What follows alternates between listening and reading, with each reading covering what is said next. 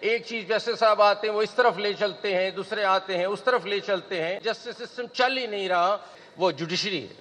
Army comes second. اس جج کو case لگا دو کیونکہ مجھے یہ رزلٹ چاہیے, یہ اس جج کے پاس لگا دو مجھے یہ رزلٹ چاہیے. یہ نہیں ہو سکتا. سسٹم ہمیشہ ہر انڈیویجول کے تابع رہے گا اور وہ ادھر سے ادھر ہوتا رہے گا. السلام علیکم ناظرین کرام. جسٹس منصور علی شاہ پھٹ پڑے اور کہا کہ تمام اداروں کو اپنی حدود میں رہ کر کام کرنا چاہیے, کسی کو سیاست کے اندر مداخلت نہیں کرنی چاہیے.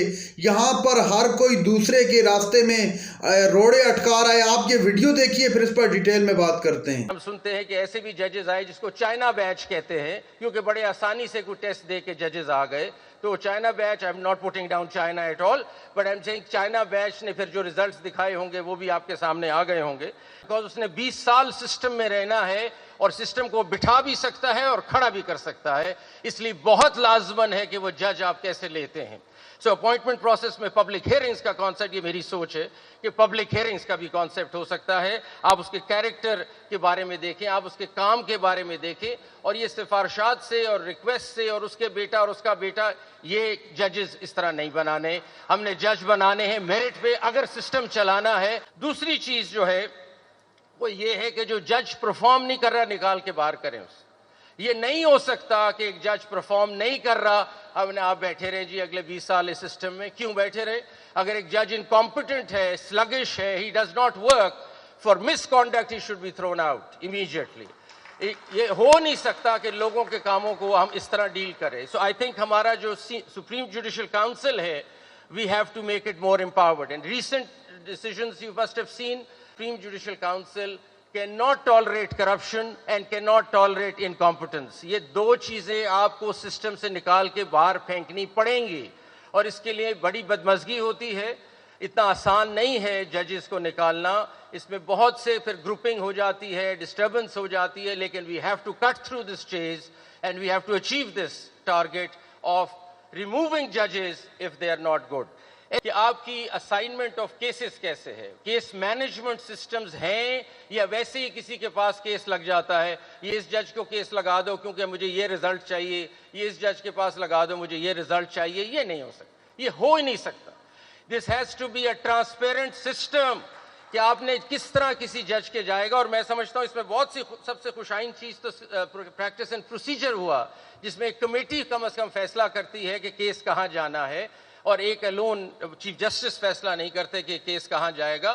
پاسٹ میں جو بھی چیزیں ہوتی رہیں اس کا ایک مداوع ہو سکتا ہے. پریکٹس اینڈ پروسیجر کو ہم نے اسٹرینتھن کرنا ہے, تو یہ کولیجیلٹی آنی پڑے گی.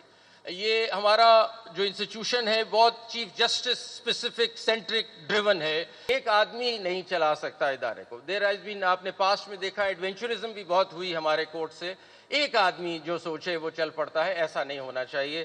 سو یہ بہت ضروری ہوگا کہ ہماری کیس کی فکسیشن, بینچز کی فارمیشن, یہ ساری ٹیکنالوجی ہی سنبھال سکتی ہے.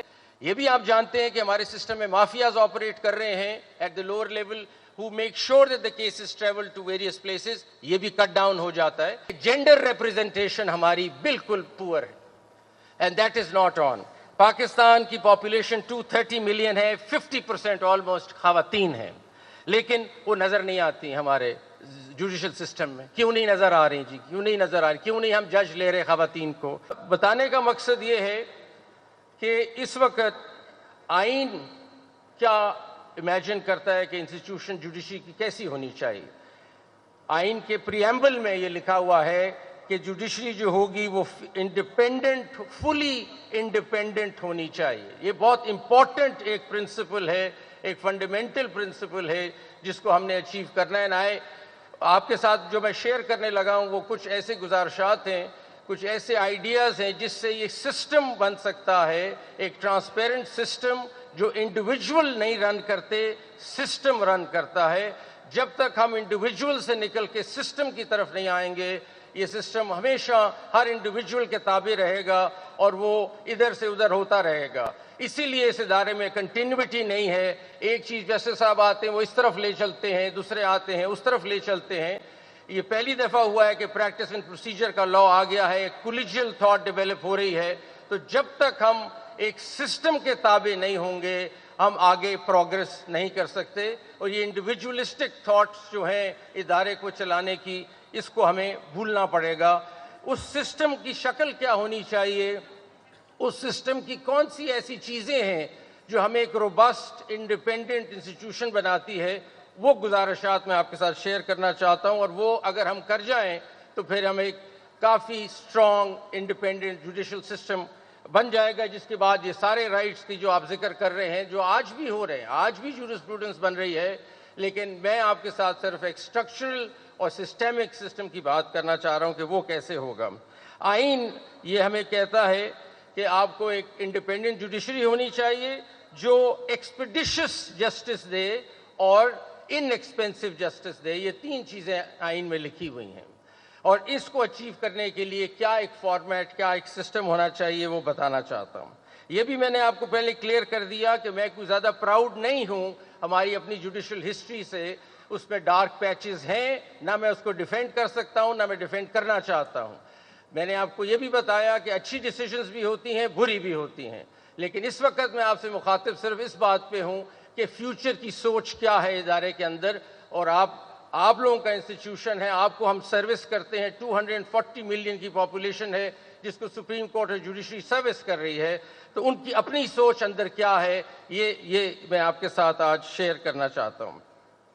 اس میں اگر ہم دیکھیں تو ایک بات یہ بھی خیال بتا دینی چاہیے کہ دیکھیں کچھ ڈیسیژنز بری ہو سکتی ہیں لیکن لارجلی روزانہ 4000 جج پاکستان میں کام کر رہے ہیں، وہ ڈیلیور بھی کر رہے ہیں جسٹس. لیکن یہ میں مانتا ہوں کہ کچھ ایسی ڈیسیژنز ہو جاتی ہیں جس کی وجہ سے کنٹروورسی بھی کریٹ ہوتی ہے، کرٹیک بھی ہوتی ہے.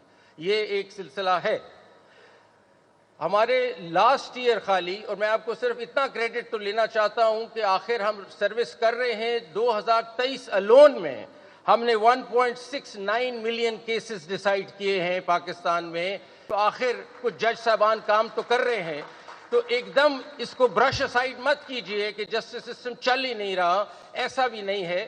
یہ ضرور ہے کہ کچھ ڈیسیژنز اس پہ آ کے حاوی ہو جاتے ہیں اور یوں لگتا ہے کہ سسٹم ڈس فنکشنل ہے. ایسا نہیں ہے، لیکن پھر بھی اس کو اور بہتر کرنا چاہتے ہیں، اس کو اور روبسٹ بنانا چاہتے ہیں.